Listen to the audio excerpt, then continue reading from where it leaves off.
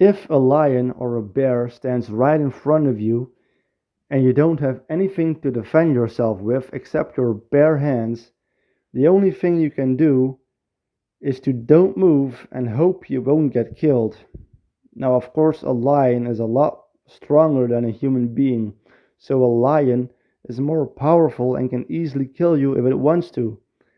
So your life depends on whether or not the lion chooses to let you live. Now, that's power. Now, does the lion have the right to kill you? That doesn't matter at all. If the lion wants to kill you, then it will kill you, and there is nothing you can do about that. And it's the same with human beings. There is always somebody who is physically stronger than you. And if that person wants to hurt you or wants to kill you, well, that could easily be done. Now, of course, there is such a thing as law enforcement and public safety and justice. In our society, most people are safe, including the physically and mentally weak people. But if the world was a chaotic place without government, without justice, without public safety and law enforcement, we would act like animals. The law of power and power abuse would take over. And since men are generally more physically stronger than women, I'm pretty sure that there will be a lot more abuse and rape. And I'm sorry for bringing up this example as much as I respect women, but we see this everywhere in nature and in history. Unfortunately, life is unfair. There has always been power abuse. It doesn't matter whether someone has the right or not to abuse you. If you are unlucky to be physically weaker, you are fucked, especially in a chaotic anarchy without laws and justice. And there would be a lot more physical competition. If you are not strong enough and if you can't defend yourself, you will become a victim and people will challenge you because they can't get caught. There is no law enforcement, they won't end up in jail.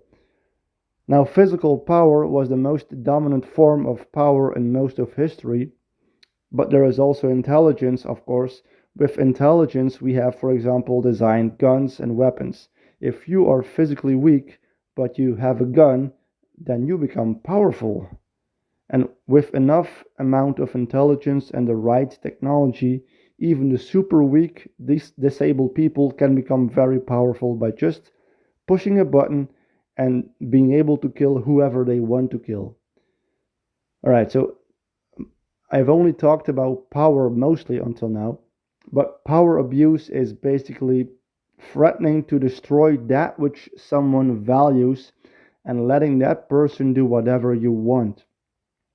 And since most people really value their lives, if you have the power to end their lives, and if you threaten to do so, and that person is not able to defend him or herself, well, then you can basically abuse that person. As long as that person values their life very much, that person will almost do anything to stay alive, even if that includes very nasty stuff like eating poop or doing all sorts of sick things that people have done to each other in the past. But why would we do that?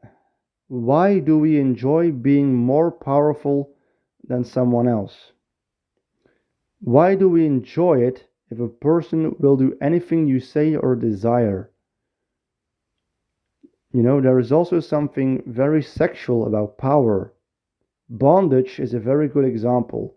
People really get sexually aroused if they have an obedient role or if they have a dominant role. There is something about power that really arouses us. The feeling of being better than someone else, the feeling of being smarter, more intelligent, the feeling of being stronger. But I don't like that. For me, rationally, everybody is a victim of life. If you happen to have a physically weak body, or if you are mentally weak, less intelligent, or whatever, well, you did not choose for that.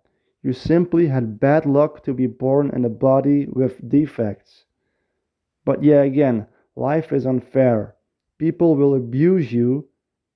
People will abuse your defects, and that sucks.